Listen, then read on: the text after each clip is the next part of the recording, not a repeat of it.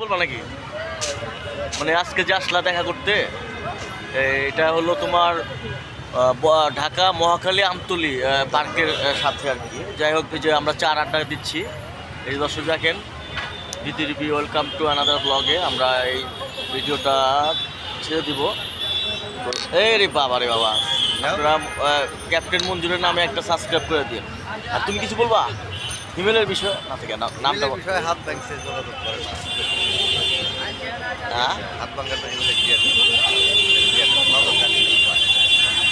আচ্ছা ঠিক আছে। তাহলে ইমেলে তাহলে দিয়ে দেবো নি না?